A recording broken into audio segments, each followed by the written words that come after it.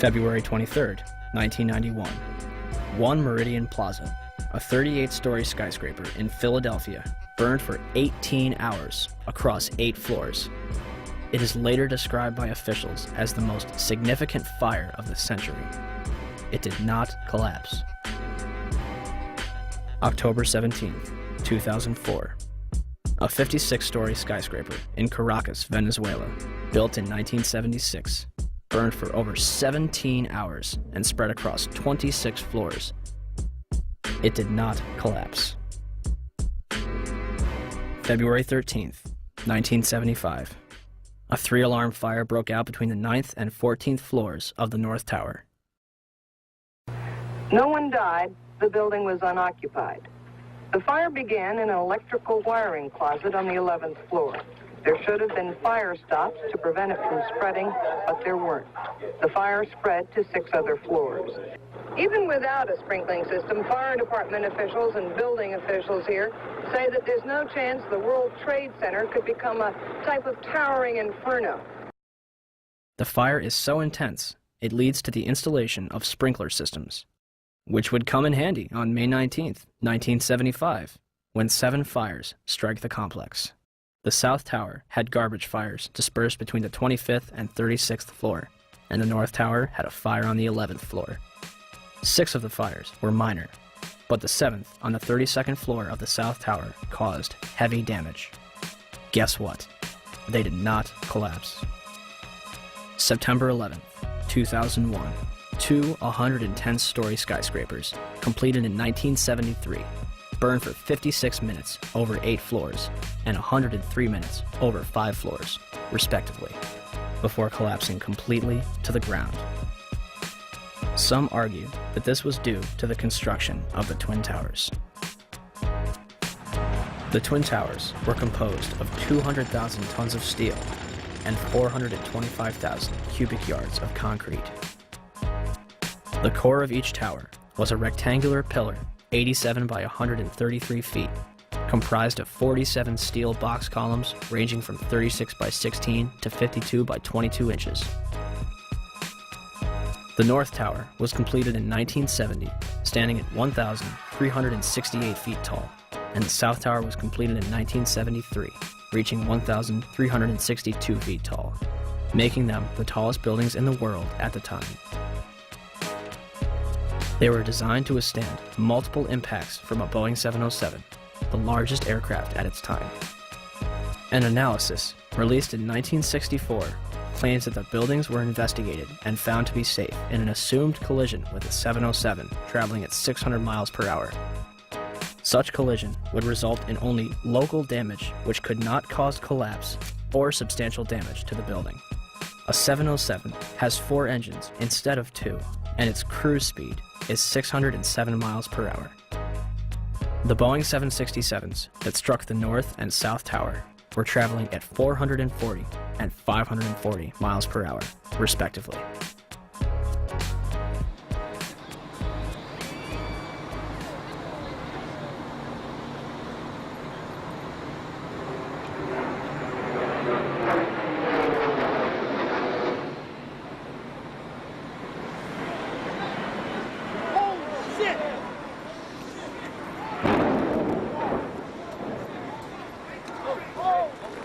Breaking news on WCBS 880, right here, right now.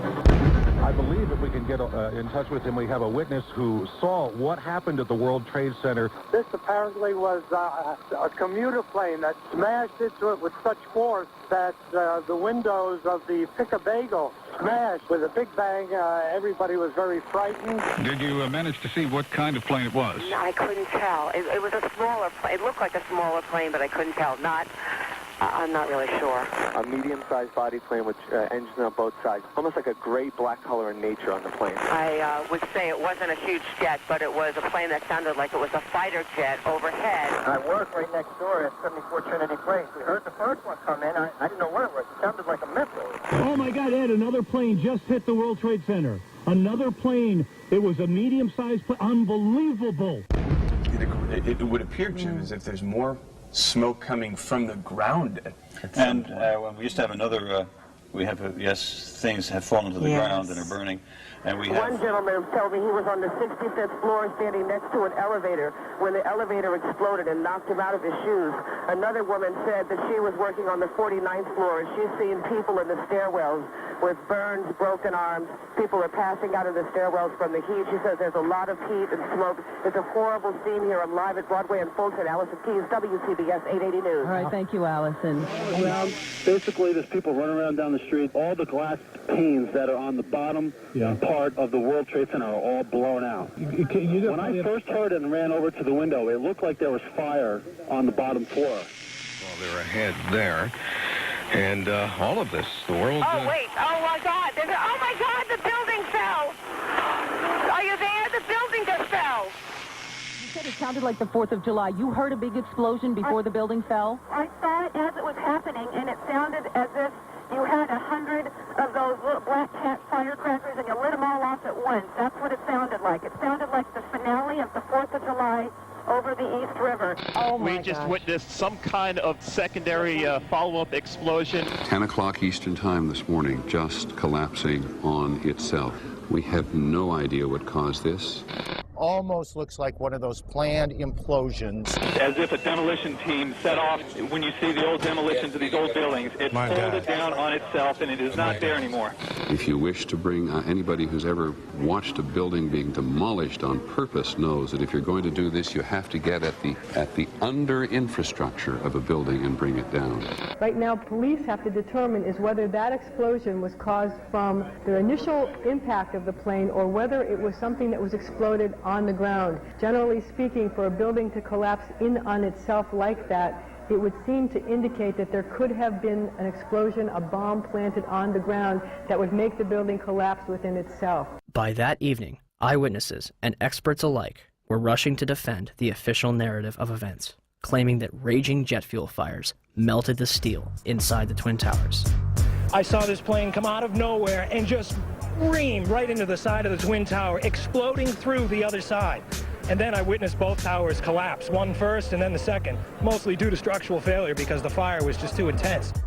When one of those airplanes crashed into one of the towers, it was the equivalent of a 6-point earthquake. Marlene Davis is the Dean of Architecture at the University of Tennessee. She calls the 110-story tall twin tower tube structures. That means there are no internal columns holding it up. You know, when we saw this yesterday, people said, oh my goodness, there was a bomb on there. There must have been a bomb that collapsed. Must have been a bomb below. Right, that finished the job. Well, it turns out we heard from experts who said that, you know what, the fire on those floors probably 1,500 degrees. Steel can only withstand so much because the steel structure that holds the building up was on the outside, and essentially the building started to melt and it gave way and it toppled. Engineers suspect the temperatures inside the crash areas could have quickly reached well over 1,000 degrees, perhaps approaching 2,000 degrees, beyond the melting point of any steel. They were not designed, perhaps, to take a direct strike from something the size of a 737 or an Airbus, perhaps fully loaded with fuel. Steel will melt. Physics professor and explosives expert Van Romero. Even if there was no secondary explosives in the building, hitting the having the airplane hit the building where it did, a large amount of weight above the damaged location, that damaged location being further damaged by the fire, that structure could no longer support the weight above it, and the collapse ensues. Numerous individuals, including some of the architects themselves, would claim that plane crashes were never taken into consideration and that the building was doomed to failure. Hyman Brown was the project engineer on the Twin Towers, the man on the ground in charge of making sure the buildings were built right, the way it was designed. Structural steel is fireproof to last between 1 and 2 hours, which it did, and then steel melts. Each tower was built around a central core. That core kept the building up, supporting the tower's so-called dead weight. But when steel melts, according to Brown, like dominoes,